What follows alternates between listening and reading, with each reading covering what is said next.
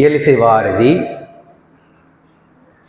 வீரமணி ஐயர் அவர்களோடு பழகியவர்கள் வாழ்ந்து கொண்டிருக்கிறோம். அவரிடம் கற்றவர்கள் வாழ்ந்து கொண்டிருக்கிறோம். அவருடைய பாடல்களை அவரிடமே பெற்று பாடியவர்கள் வாழ்ந்து கொண்டிருக்கிறோம். அவருடைய பாடல்களுக்கு ஆடலாக்கம் செய்தவர்கள், அவருடைய பாடல்களுக்கு அரங்குகளிலே பரதநாட்டியம் செய்தவர்கள் என்று நாங்கள் அந்த வரலாற்றை நேரடியாக சுமந்து கொண்டிருப்பவர்கள் தான் இங்கே கூடியிருக்கின்றோம். அந்த வரிசையிலே இங்கே அறிமுக உரை நிகழ்த்திய ரஜிதா சின்னத்துரை அவர்கள் கூட வீரமணி ஐயரின் கண்களால் நேரடியாக பார்க்கப்பட்டு, நேரடியாக வளர்க்கப்பட்டு, அவருடைய ஆசியை நேரடியாக பெற்றவர்களுள் ஒருவர் என்கின்ற பெருமையையும் இந்த இடத்திலே மகிழ்ச்சியோடு பெருமையோடும் கூறிக்கொண்டு, வீரமணி ஐயா அவர்களின் ஒரு நகைச்சுவையோடு என்னுடைய இந்த உரையை தொடங்கலாம் என்று நினைக்கிறேன். அந்த நகைச்சுவை இந்த கலாசாலையிலே நடந்ததாகத்தான் நான் கேள்விப்பட்டிருக்கிறேன்.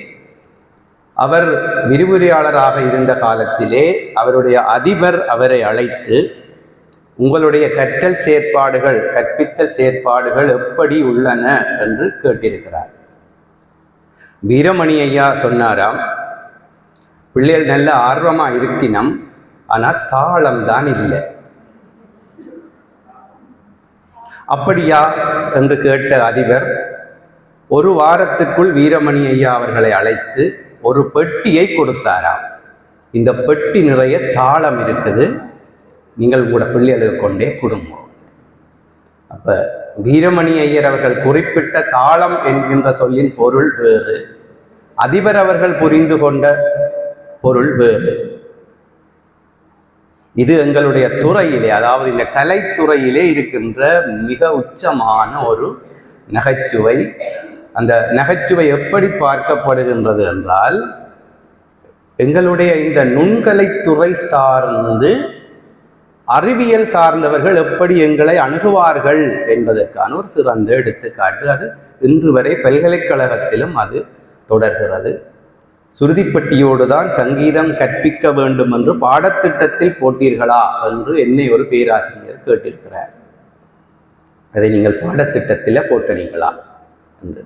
இப்படியான உரையாடல்கள், இப்படியான கருத்து பகிர்வுகள் எங்களுக்கு, அதாவது இசையாளர்கள், நடனவியலாளர்களுக்கு அறிவியல் சார்ந்து வருகின்ற போது ஒரு சாதாரணமான விடயம். ஆகவே ஒரு மகிழ்ச்சியான சூழலிலே, ஒரு இன்பமான இந்த காலை பொழுதிலே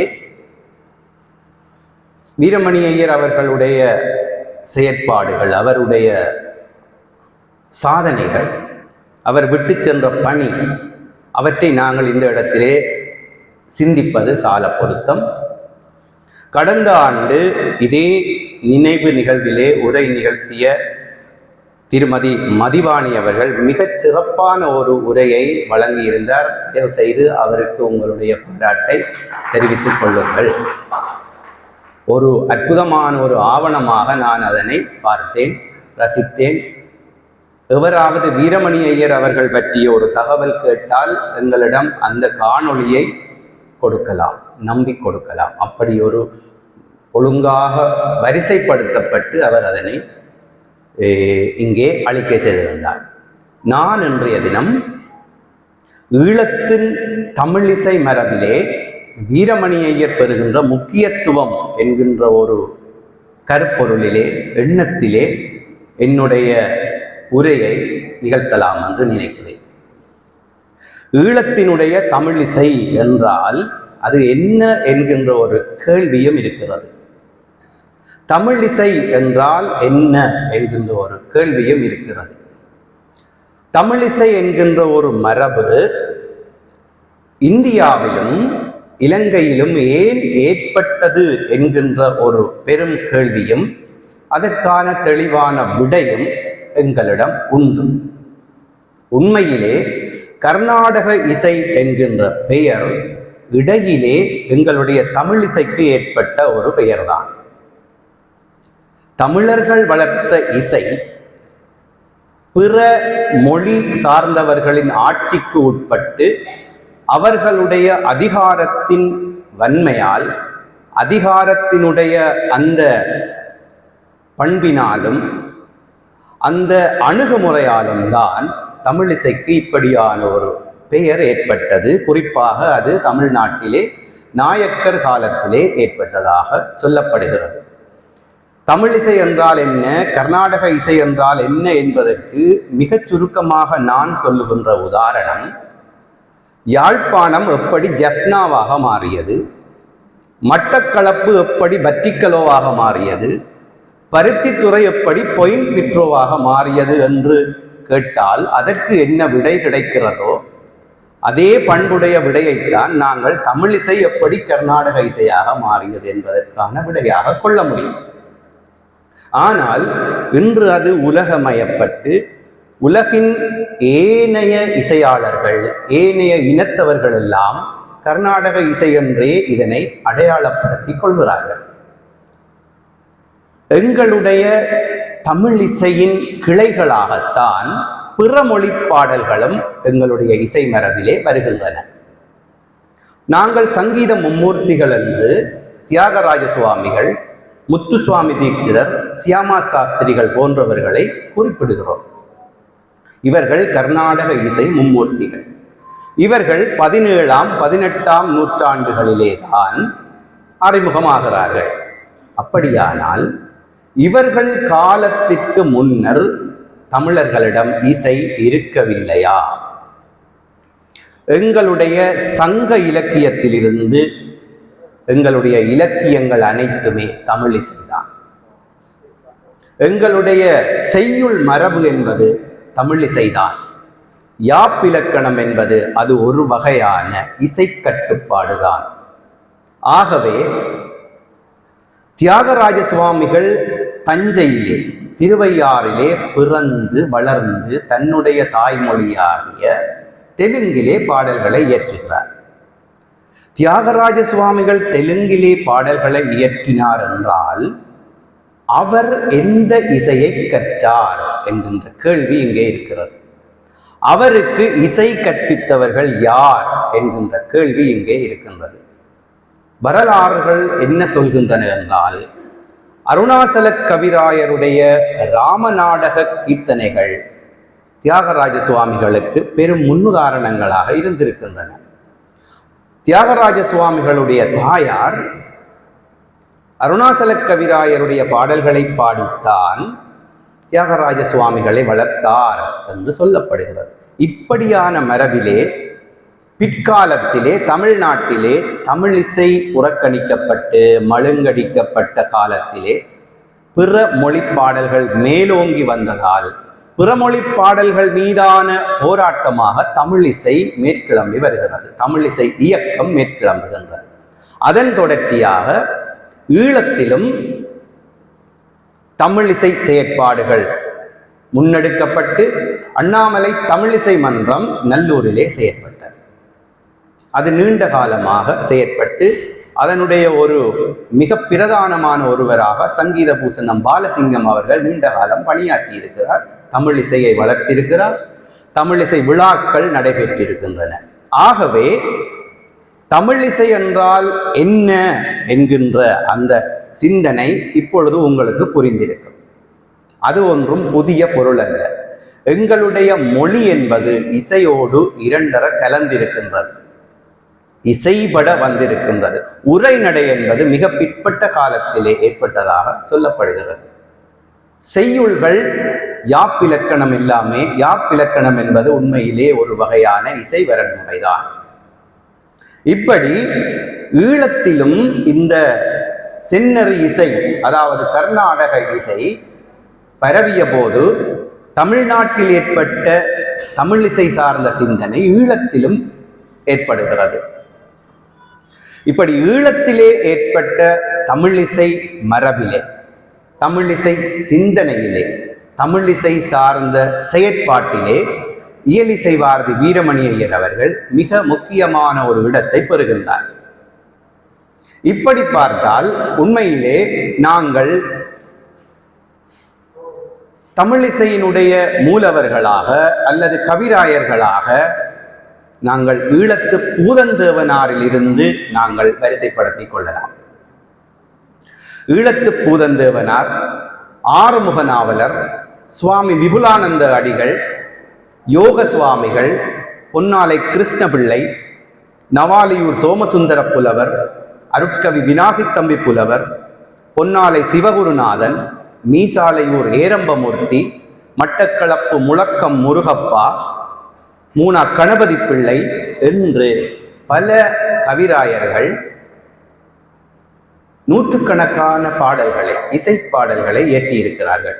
இங்கே முக்கியமான ஒரு விடயம் நாங்கள் ஆராய வேண்டும். எத்தனையோ தமிழ் பண்டிதர்கள் இங்கே வாழ்ந்திருக்கிறார்கள்.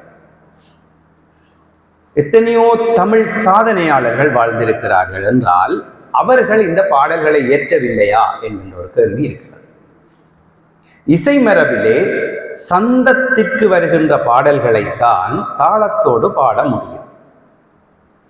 தாள கட்டுப்பாட்டிற்கு வருகின்ற பாடல்களைத்தான் இசையரங்கிலே பாட முடியும் என்பதால் எங்களுடைய தமிழ் மொழி சார்ந்த புலமையாளர்கள், பண்டிதர்கள் இயற்றிய செய்யுள்கள் இசையரங்குகளிலே பாடப்படுவதில்லை. அவர்களும் எங்கள் இசையரங்குக்கான பாடல்களை எழுதியிருந்தால் உண்மையிலே எங்களுடைய தமிழிசை, ஈழத்தின் தமிழிசை மரபு என்பது மிக உச்சமான ஒரு நிலையை இன்னும் பெற்றிருக்கும்.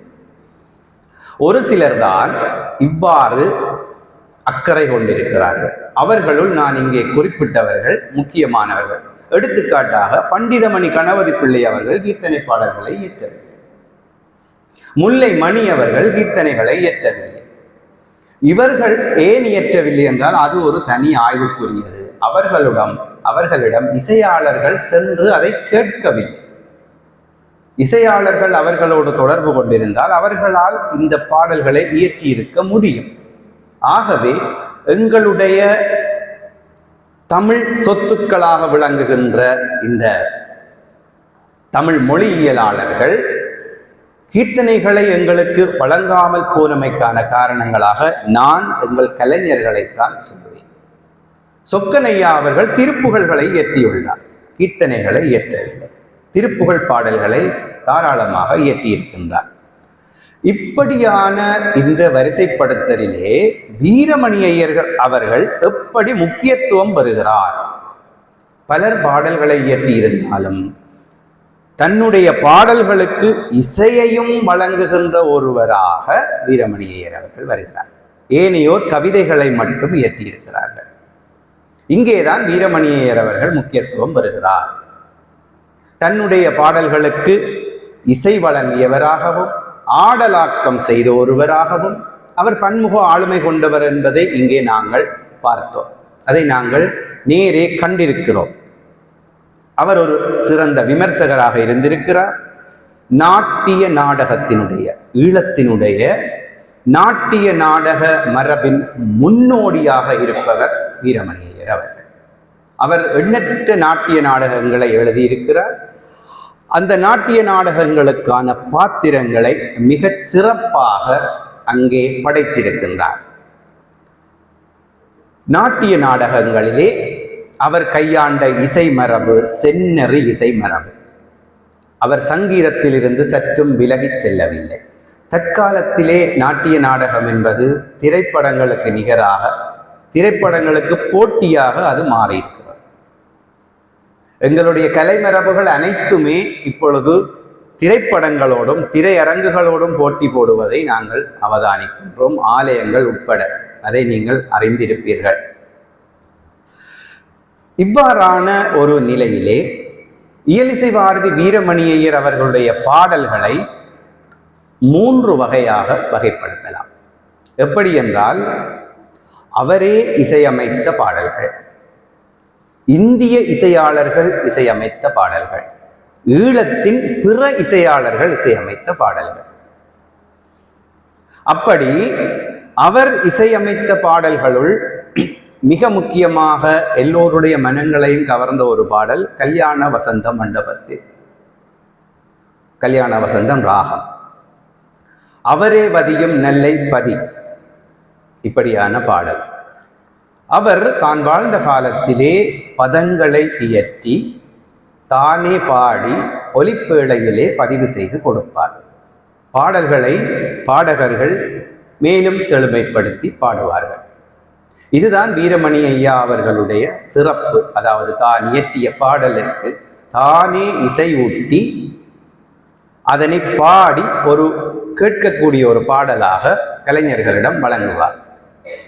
இதனால் தான் ஏனையவர்களிடம் இருந்து அவர் வேறுபட்டது மட்டுமல்லாமல் அவரை பயன்படுத்தவும் முடிந்தது. அவரை நடனவியலாளர்கள் மிக தாராளமாக பயன்படுத்தினார்கள். அவருடைய இசை வாழ்க்கையிலே மகாராஜபுரம் சந்தானம் அவர்கள் ஒரு முக்கிய இடம் பெறுகிறார். மகாராஜபுரம் சந்தானம் அவர்கள் 65-75 ஆண்டளவிலே எங்களுடைய ராமநாதன் இசைக்கல்லூரியிலே, இப்பொழுது நான் பணியாற்றுகின்ற அந்த பீடம் ஒரு கல்லூரியாக இருந்தது. அப்போது அதன் தலைவராக சந்தானம் அவர்கள் பணியாற்றி இருக்கின்றார்.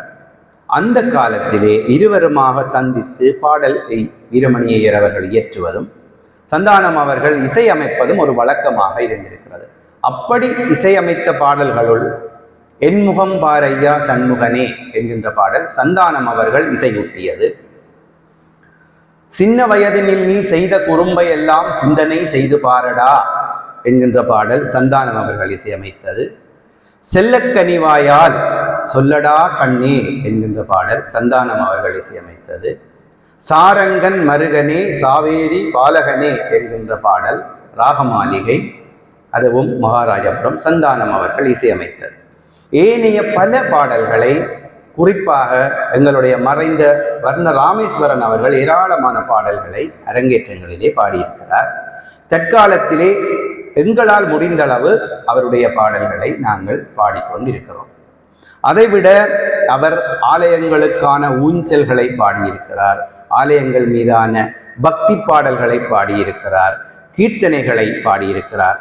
அவருடைய கீர்த்தனைகளுள் உச்சமான ஒரு படைப்பாக 72 மேளகர்த்தா பாடல்கள், 72 தாய் ராகங்களிலும் அவர் 72 பாடல்களை அந்த ராகங்களின் பெயர் பெறக்கூடிய முறையிலே பாடியிருக்கிறார். இது ஒரு ஈழத்தின் தமிழிசை மரபிலே மிக முக்கியமான ஒரு இடத்தை பெறுகிறது. ஏனென்றால் தனித்தனி பாடல்களாக இருப்பதை விட இப்படியான ஒரு தொகுப்பு 72 மேளகர்த்தாக்களிலே இந்தியாவிலே பாலமுரளி கிருஷ்ணா அவர்களும் கோடீஸ்வர ஐயர் அவர்களும் தான் இயற்றியிருக்கிறார்கள். ஆகவே 3 தொகுப்புகள் தான் எங்களுடைய இசை மரபிலே உண்டு. 72 தாய் ராகங்களிலும் வீரமணி ஐயர் அவர்கள் ஈழத்திலும், தமிழ்நாட்டிலே கோடீஸ்வர ஐயர் அவர்களும் பாலமுரளி கிருஷ்ணா அவர்களும் இயற்றியிருக்கிறார்கள். இப்படி அதைவிட அவர் 35 தாளம் 175 தாளங்களில் எல்லாம் பாடல்களை இயற்றியிருக்கிறார். அவர் அதிகமாக நடன அரங்குகளுக்கான பாடல்களை இயற்றியதுதான் அதிகம். கீர்த்தனைகள், பதங்கள், வேறு பல உருப்படிகள். அண்மையிலே அவர் இயற்றிய ஒரு பதவர்ணத்திற்கு நான் இசையமைத்து அதை தேசிய கல்வி நிர்வாகத்துக்கு கொடுத்திருக்கிறேன். எதிர்காலத்திலே அது பாடசாலை மாணவர்களுக்கான ஒரு பாடத்திலே அது வரலாம். மிக அழகான பதவர்ணம், கோணேச பெருமான் மீதான பதவர்ணம். அதை மிகச் சிறப்பாக அவர் இயற்றியிருக்கிறார். இவ்வளவு காலம் அது ஏன் இருந்தது என்றதுதான் என்னுடைய ஒரு கேள்வி. அவர் வாழ்ந்த காலத்திலேயே அந்த பதவர்ணம் அரங்கேற்றப்பட்டிருக்க வேண்டும் என்றாலும் அதை நாங்கள் மறக்காமல் அதை வெளியே கொண்டு வருவது மகிழ்ச்சிக்குரியது. வீரமணி ஐயர் அவர்களை பற்றி நாங்கள் புகழ்ந்து கொண்டிருக்கிறோம், அவரை சிந்திக்கின்றோம். ஆனால் என்னை பொறுத்தவரையிலே சில கேள்விகளும் சில சந்தேகங்களும் உண்டு. என்னவென்றால், வீரமணி ஐயர் அவர்களுக்குரிய அந்த இடம், அவருக்குரிய அந்த பெருமதி, அவருக்கு கொடுக்கப்பட வேண்டிய அந்த மரியாதையை இந்த தமிழ் சமூகம் கொடுத்திருக்கிறதா? நான் இல்லை என்று வெளிப்படையாக சொல்வேன். உண்மையிலே இந்த நிகழ்வு பாராட்டப்பட வேண்டியது. இந்த நிகழ்வை இட்டு கோப்பாய் ஆசிரியர் கலாசாலை உண்மையிலே பெருமைப்படலாம். ஏனென்றால் ஒரு தேசிய புகழ் கொண்ட, ஒரு தேசிய முக்கியத்துவம் வாய்ந்த ஒரு சாதனைகளை படைத்த அந்த கலைஞர் அவருக்குரிய எங்களுடைய பாடத்திட்டத்தில் வீரமணியர் பாடல் இல்லை. பல்கலைக்கழக பாடத்திட்டத்திலே வீரமணியர் பாடல் இல்லை. நடனத்திலும் இல்லை, நடனத்துறையிலும் இல்லை. பல்கலைக்கழக பாடத்திட்டத்திலே இசை பாடத்திட்டத்திலும் வீரமணியர் பாடல் இல்லை, நடன பாடத்திட்டத்திலும் இல்லை. பாடசாலைகளில் தமிழ்த்தின போட்டிகளில் மட்டும் அப்பப்போ வருகிறது. இதுதானா நாங்கள் இந்த பெரும் மகானுக்கு கொடுத்திருக்கின்ற முக்கியத்துவம்? நிச்சயமாக இது கவலைப்பட வேண்டியது. அதற்கான ஒரு சில காரணங்களையும் நான் இந்த இடத்தில் தொட்டு காட்ட விரும்புகிறேன்.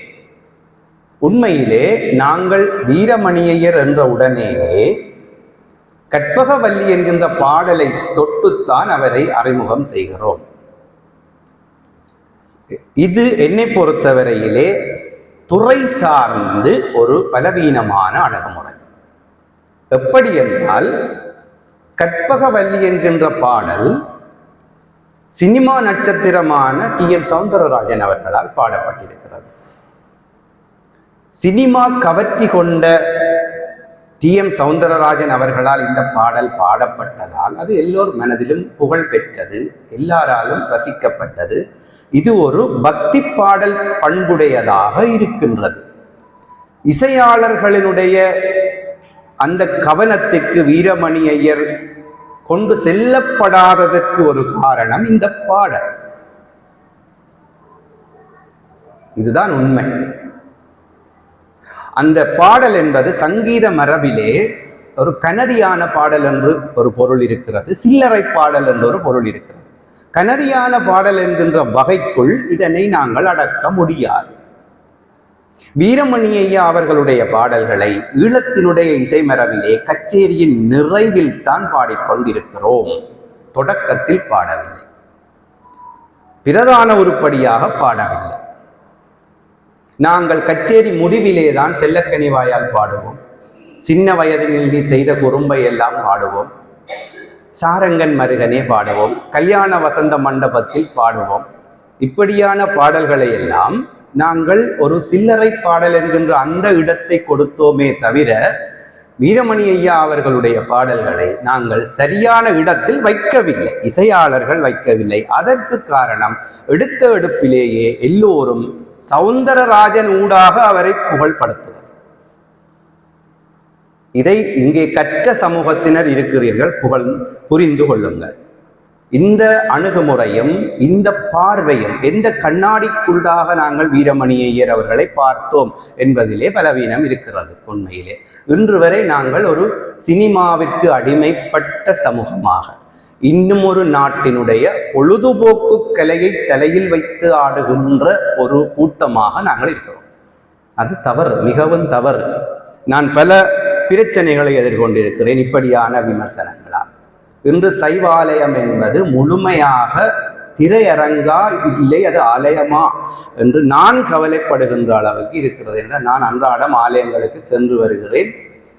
உள்வீதியிலும் சினிமா பாடல், வெளிவீதியிலும் சினிமா பாடல் என்றால் ஒரு மனிதன் ஆன்மீகத்தை தேடி எங்கே செல்வது என்று தெரியவில்லை. தயவு செய்து சிந்தியுங்கள். பிற சமயங்களில் இப்படி இல்லை. பிற சமயங்களிலே கட்டுப்பாடு இருக்கிறது, ஒழுங்கு இருக்கிறது. அங்கே திரைப்பட பாடல் பாட முடியாது, அந்த சூழலிலேயே பாட முடியாது. நான் குறையாக சொல்லுவதாக யாரும் நினைத்து விட வேண்டாம். இது ஒரு வரலாற்று தொடராக நான் இதை பார்க்கிறேன். எங்களுடைய இசையாளர்களோடு நாங்கள் பேசி கதைத்திருக்கிறோம். அவர்களுடைய பண்பு அதாவது என்னவென்றால், கற்பகவல்லி என்கின்ற இந்த பாடலை எந்த ஒரு ஈழத்தினுடைய புகழ்பெற்ற இசையாளரும் தன்னுடைய இசையரங்கில் பாடியதை நான் காணவில்லை. இதற்கு நடனம் செய்திருக்கிறார்கள், ஆனால் ஈழத்தினுடைய ஒரு பாடகர், ஒரு எங்களுக்கு ஆசிரியர்களாக இருக்கின்ற பாடகர்கள் எவருமே மேடையில் பாடியதை நான் காணவில்லை ஒரு இசை விழாவில் அல்லது ஏனென்றால் அது டி.எம். சௌந்தரராஜனை தாங்கி நிற்கின்றது. அதற்கு இசை ஊட்டியவரும் சௌந்தரராஜன் தான். அதற்கு வயலின் வாசித்தவர் குன்னக்குடி வைத்தியநாதன். ஆகவே இது அந்த சங்கீத பாரம்பரியம் என்கின்ற அந்த பண்போடு போட்டி போட்டுக்கொண்டு அது ஒரு ஓரமாக நின்றிருக்கிறது. வீரமணி ஐயா அவர்களை இந்த தமிழ் சமூகம் கற்பகவல்லியை அடிப்படையாக கொண்டு புகழ்ந்து கொண்டிருந்ததால் வீரமணி ஐயா அவர்களுடைய செயற்பாடுகள் ஓரளவு நடனத்துறையினரோடு மட்டும் வளர்ந்ததே தவிர இசையாளர்கள் பக்கம் வரவில்லை. வந்தது போதாது என்று சொல்லலாம். அல்லது இசையாளர்கள் அவரை தேடி செல்லவில்லை, எங்களுக்கு நல்ல பாடல்களை இயற்றி தாருங்கள் என்று. இன்று அவர் இருந்திருந்தால் நான் அவரிடம் இருந்து கறக்க வேண்டியதை நிச்சயமாக கறந்திருப்பேன். எனக்கு கவலை இருக்கிறது. ஏனென்றா நாங்கள் சிறுபராயத்தில் இருந்த போதுதான் அவர் இறந்து போனார். ஆகவே நாங்கள் எங்களுடைய ஈழத்தின் தமிழிசை செயற்பாட்டிலே அவருடைய பாடல்களுக்கு நான் இங்கே குறிப்பிட்ட அந்த குறையை நிவர்த்தி செய்து வருகிறோம். பிரதான பாடலாக அவருடைய பாடல்களை ஆக்கி கொண்டிருக்கிறோம். முதலாவது பாடலாக விநாயகர் பாடலாக ஆக்கி கொண்டிருக்கிறோம். இது வரலாற்றிலே, இது கால ஓட்டத்திலே தான் இதனை சீர் செய்ய முடியும். நீண்ட காலம் எங்களுக்கு தேவை. ஆகவே வீரமணி ஐயா அவர்களை நீங்கள் நினைந்து போற்றியது எனக்கு ஒரு பெரும் மகிழ்ச்சியை தருகிறது. பீடாதிபதி பொறுப்பை ஏற்று எனக்கு நாளை தொடக்கம் தொடர்ச்சியான கூட்டங்கள். இன்று எனக்கு உண்மையில் கூட்டம் இல்லை என்பதால் என்னால் வர முடிந்தது. ஆகவே அந்த மகிழ்ச்சியையும் பகிர்ந்து பெரும் பொறுப்பு ஏற்பட்டிருக்கிறது. அதை எப்படி சுமப்பேனோ எனக்கு தெரியவில்லை. என்று வீரமணி ஐயாவிடம் ஆசி பெற்றிருக்கிறேன். அது என்னை வழிப்படுத்தும் என்கின்ற ஒரு நம்பிக்கை இருக்கிறது. அவருடைய வீட்டிற்கு சென்று பழகியவர்களுள் நானும் ஒருவன். அவர் நன்றாக ஆசி தருவார். ஒரு குழந்தையை போன்று கதைப்பார். ஒரு குழந்தை மனம் கொண்டவர். அவர் கையால் எழுதி தந்த பாடல்களை பாடியிருக்கிறேன். அவருக்கு முன்னால் பாடியிருக்கிறேன். அரங்கேற்றங்களிலே பாடியிருக்கிறேன். இன்னும் ஒன்றையும் நான் இந்த இடத்திலே குறிப்பிடலாம். அவர் வாழ்ந்த காலத்திலே அரங்கேற்றங்களுக்கு அவர் பிரதம விருந்தினராக அழைக்கப்படுவார். அவருடைய ஒரு பாடல் அந்த அரங்கேற்றத்திலே நிச்சயமாக இருக்கும். ஆனால் அவர் மறைந்த பின்னர் அதுவும் மறைந்து விட்டது.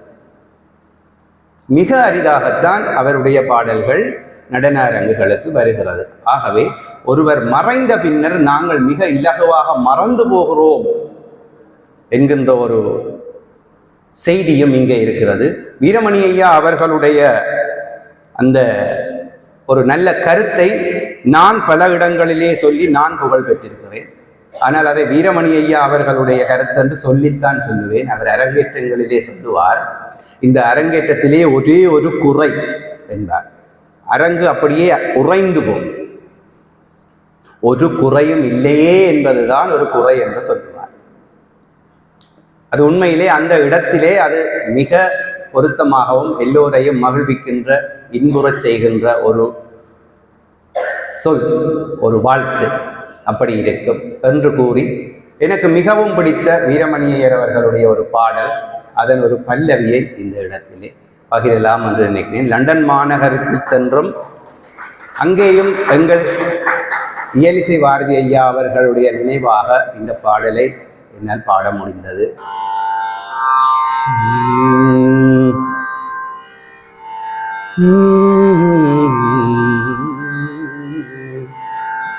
செல்ல கன்னி வாயால் சொல்லடா கண்ணே, செல்ல கன்னி வாயால் சொல்லடா கண்ணே, வெல்லம் என்ன இனிக்கும் வேலவனின் நாமம், செல்ல கன்னி வாயால் சொல்லடா கண்ணே, வெல்லம் என்ன இனிக்கும் வேலவனின் நாமம், செல்ல கன்னி வாயால் சொல்லடா கண்ணே.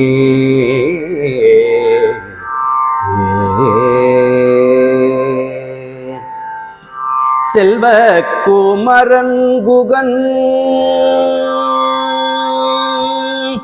செல்வ குமரன் குகன், செந்தில்பதி முருகன், செல்வ குமரன் குகன், செந்தில்பதி முருகன், செல்வ குமரன் குகன், செந்தில்பதி முருகன், நல்லை கந்தன் உனக்கு நல்லதெல்லாம் தருவான் நல்லை கந்தன் உனக்கு நல்லதெல்லாம் தருவான் செல்ல கனி பாயால் சொல்லடா கண்ணே வெல்லமென இனிக்கும் வேலவனின் நாமம் செல்ல கனிவாயால் சொல்லடா கண்ணே